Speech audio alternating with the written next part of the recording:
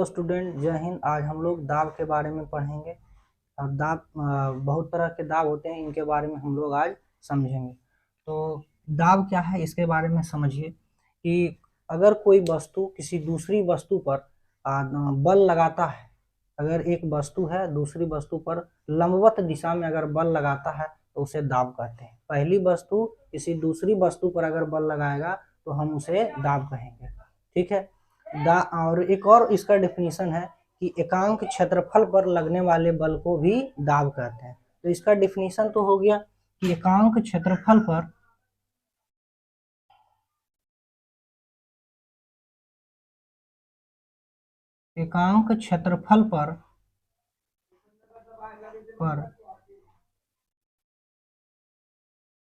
लगने वाले बल को दाब कहते हैं। लेकिन समझने वाला डेफिनेशन जो है कि एक वस्तु किसी दूसरी वस्तु पर बल लगाता है, बल लंबवत दिशा में, लंबवत दिशा कैसा हो, लंबवत दिशा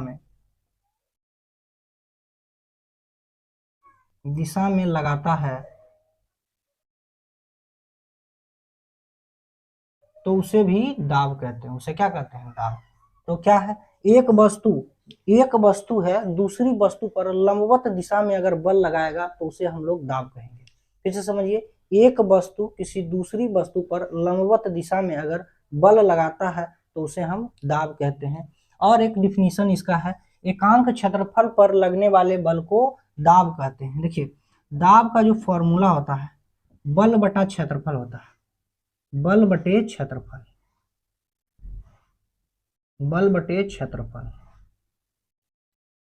अब इसका मात्रक क्या हो जाएगा? मात्रक न्यूटन। बल का ऐसे मात्रक न्यूटन बटे क्षेत्रफल मीटर स्क्वायर, या इसको ऐसे भी लिख सकते हैं न्यूटन मीटर पर पावर -2। और दाब का मात्रक पास्कल होता है, वही है, इसी को बोल दिया पास्कल। दाब का मात्रक क्या होता है? पास्कल। तो दाब समझे, एक वस्तु किसी दूसरी वस्तु पर अगर बल लंबवत दिशा में लगाता है तो उसे दाब कहते हैं। दाब का फॉर्मूला होता है बल बटे क्षेत्रफल, मात्रक होता है न्यूटन बटे मीटर स्क्वायर। दाब का ऐसे अगर आपको ऑब्जेक्टिव में दिया रहेगा तो दाब का मात्रक पास्कल लिखा हुआ रहता है, तो कहेगा इनमें से कौन दाब का मात्रक है, तो पास्कल दिया रहता है, आप उसको क्लियर कर लीजिएगा। इसके बाद हम लोग आगे बढ़ते हैं। अब क्या समझिएगा कि थोड़ा सा मिटा देते हैं।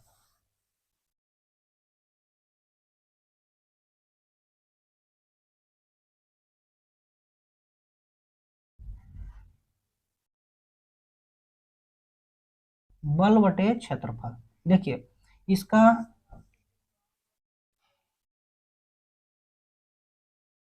क्षेत्रफल घटाने पर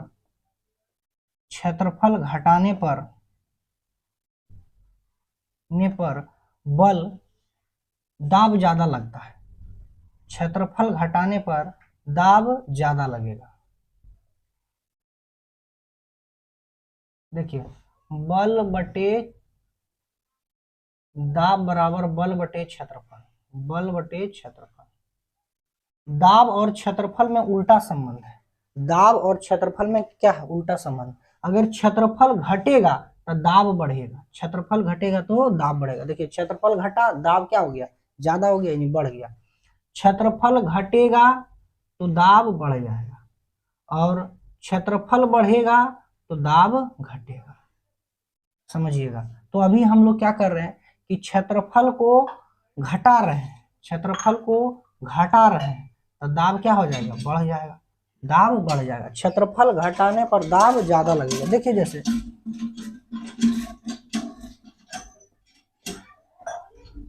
आल्पिन है, बोलो तुमको बंद करने के लिए।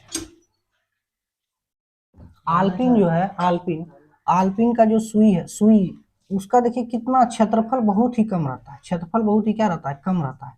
क्षेत्रफल बहुत ही, तो दाब ज्यादा लगता है, सुई किधर भी घुस जाता है। दीवार में जो आप कील ठोकते हैं, कील, कील, सुई,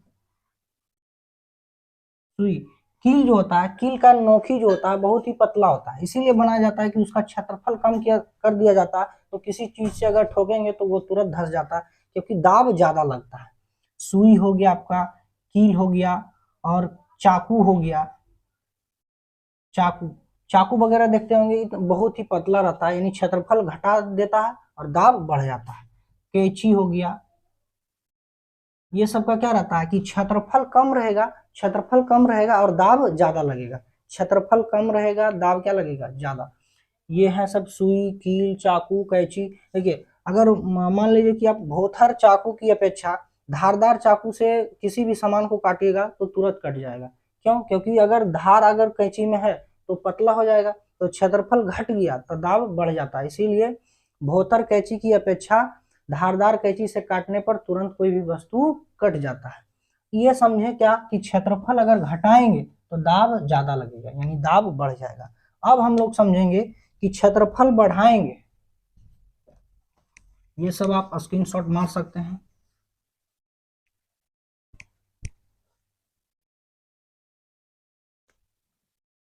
क्षेत्रफल बढ़ाने पर, क्षेत्रफल बढ़ाने पर, क्षेत्रफल बढ़ाएंगे तो दाब क्या हो जाएगा, कम जाएगा, दाब कम जाएगा, दाब कम जाएगा। क्षेत्रफल बढ़ा देंगे तो दाब घट जाएगा। जैसे इसीलिए भारी वाहन, वाहन का जो बड़े बड़े वाहन होते हैं उनके टायर बहुत ही बड़े बनाए जाते हैं। क्यों? क्योंकि क्षेत्रफल बढ़ जाएगा और दाब घट जाएगा, क्षेत्रफल बढ़ेगा और दाब घट जाएगा।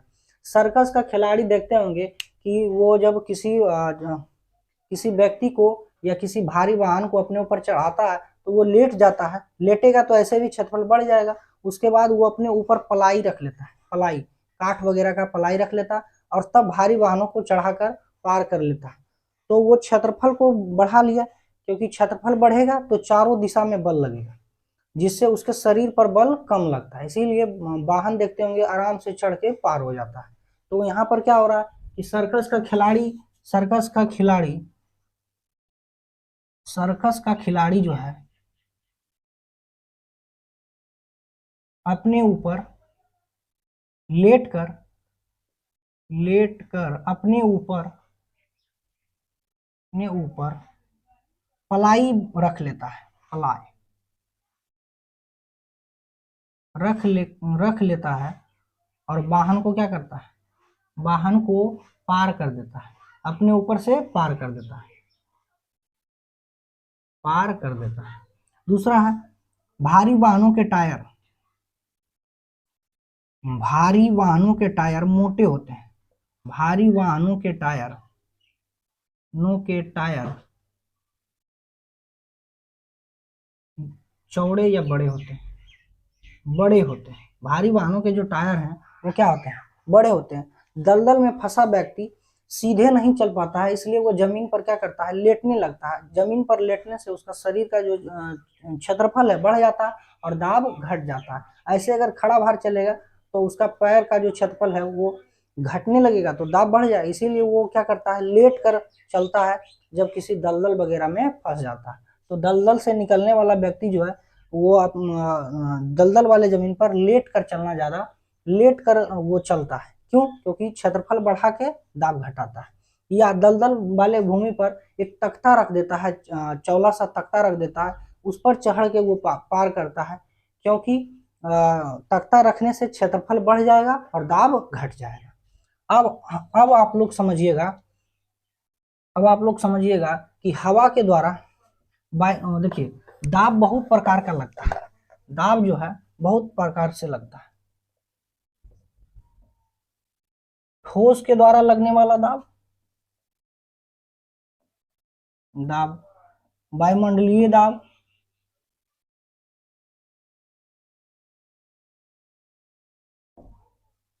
दाब पानी से लगने वाला दाब,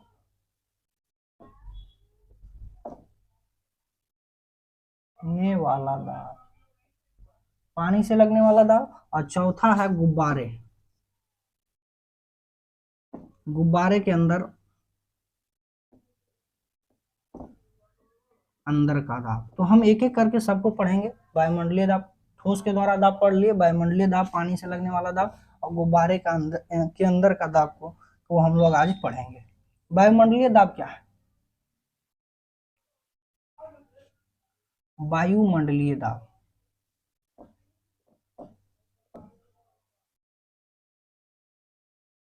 वायुमंडलीय दाब क्या है कि वायु के चारों ओर, वायु के विभिन्न परतों के कारण लगने वाले बल को, दाब वायुमंडलीय दाब कहते हैं। वायु के विभिन्न परतों के कारण लगने वाले बल को वायुमंडलीय दाब कहते हैं।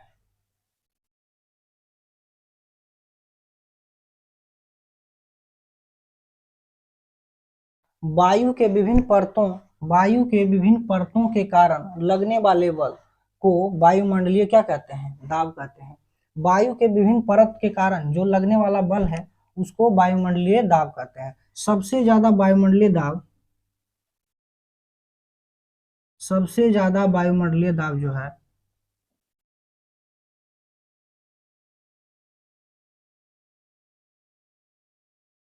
सबसे ज्यादा वायुमंडलीय दाब समुद्री तट पर रहता है। समुद्री तट का जो वायुमंडलीय दाब सबसे ज्यादा होता है। समुद्री तट का वायुमंडलीय दाब सबसे ज्यादा होता है। ऊपर जाने से वायुमंडलीय दाब घटता है। इसीलिए जब आप प्लेन वगैरह पर चढ़ते हैं तो आपके नाक से खून बहने लगता है, या आपका कलम का स्याही जो है वो मतलब निकलने लगता है। इसका काम क्या है कि वायुमंडलीय दाब ऊपर जाने से घटने लगता है। तो जो यहाँ का जो दाब है उससे वो ऊपर जाने लगता है। जब ऊपर एरोप्लेन वगैरह पर हम लोग चढ़ते हैं तो यहाँ का तो दाब स्थिर रहता है, जबकि ऊंचाई पर जाने पर वायुमंडलीय दाब जो है घटने लगता है, जिसके कारण कलम के स्याही जो है निकलने लगता है, या नाक से खून का निकलना, इस तरह का घटना हो सकता है। तो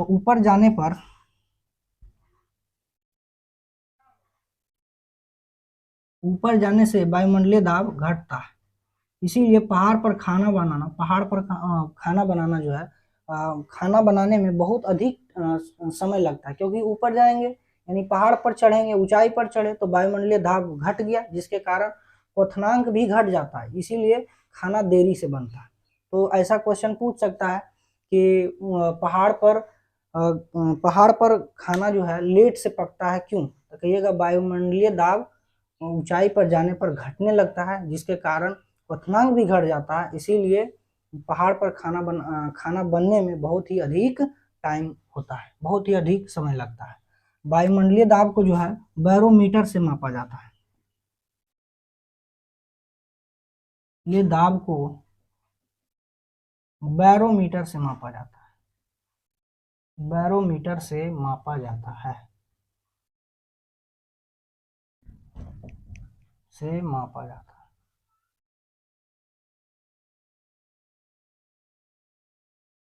इसके बाद हम देखिए, अब द्रव से लगने वाला दाब, द्रव से लगने वाला दाब। द्रव जो है यानी द्रव का मतलब पानी हो गया। पानी जो है अपना पेंदी पर अधिक बल लगाता है, यानी अपने नीचे बहुत सारा दाब लगाता है। इसीलिए जो बांध होता है, पुल वगैरह होता है, उसके सबसे निचली परत जो होता है उसको अधिक मरम्मत और अधिक मोटा करके बनाया जाता है, मजबूत बनाया जाता है, क्योंकि द्रव जो है अपना दाब कहाँ लगाता है? अपने पेंदी पर ही लगाता है। द्रव द्रव सबसे ज्यादा दाब अपनी पेंदी पर लगाता है।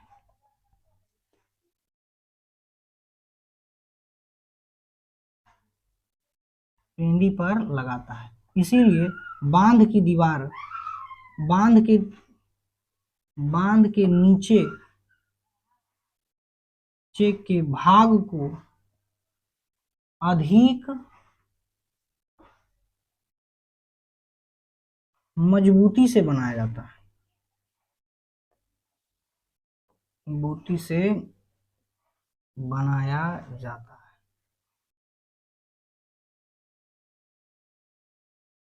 बनाया जाता है। समझे, द्रव सबसे ज्यादा दाब अपनी पेंदी पर लगाता है। बांध के नीचे का भाग जो है अधिक मजबूत बनाया जाता है, इसलिए क्योंकि नीचे ही द्रव जो है नीचे की ओर ही ज्यादा अपना दाब को, बल को लगाता है, इसीलिए बांध के नीचे का भाग अधिक मजबूत बनाया जाता है। अब आप लोग समझिएगा कि गुब्बारे में लगने वाला दाब,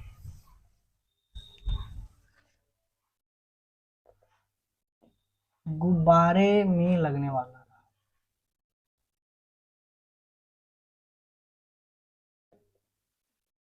देखिए गुब्बारे में जो दाब होता है वो वायुमंडलीय दाब से भी, गुब्बारे में जो हवा भरा रहता है उसका दाब वायुमंडलीय दाब से भी अधिक होता है, वायुमंडलीय दाब से भी अधिक होता है। तो गुब्बारे, इसीलिए गुब्बारे को देखते होंगे कि जब जैसे जैसे वो ऊपर जाने लगता है, जैसे जैसे गुब्बारा ऊपर जाने लगता है तो वायुमंडलीय दाब कम होने लगता है, इसीलिए गुब्बारे के अंदर जो हवा भरा रहता है वो प्रेशर को कंट्रोल नहीं कर पाता है, क्योंकि ऊंचाई पर जाने पर वायुमंडलीय दाब कम होने लगता है, तो बाहर से जो दाब लग रहा था वो कम होने लगा, तो धीरे धीरे बैलून जो है और बड़ा होने लगता है, जिसके कारण वो एकाएक फूट जाता है। क्यों? क्योंकि वायुमंडलीय दाब धीरे धीरे कम होने लगता है। तो गुब्बारे में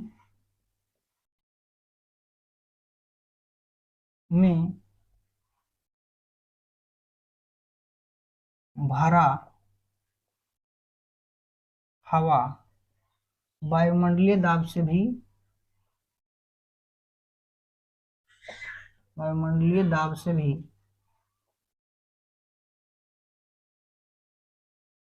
अधिक दाब लगाता है। इसीलिए जब गुब्बारा ऊपर की ओर जाता है, जब गुब्बारा ऊपर की ओर जाता है तो वायुमंडलीय दाब कम होने लगता है, लेकिन गुब्बारे में जो हवा भरा उसका तो दाब ज्यादा, तो अगर पृथ्वी पर गुब्बारा अगर नीचे है तो वायुमंडलीय दाब तो ठीक ठाक रहेगा, बैलून जल्दी फूटेगा नहीं, लेकिन जैसे ऊपर जाएगा तो बाहर का जो वायुमंडलीय दाब है वो धीरे धीरे कम होने लगता है, जबकि गुब्बारे के अंदर जो भरा है उसका दाब बढ़ने लगता है। क्यों? क्योंकि वायुमंडलीय दाब से ज्यादा उसमें प्रेशर रहता है, इसीलिए अचानक बैलून जो होता है फूट जाता है। तो होप आप लोग ये समझ गए होंगे। अगर वीडियो अच्छा लगे तो आप लोग लाइक, सब्सक्राइब एंड शेयर जरूर से जरूर करें। धन्यवाद।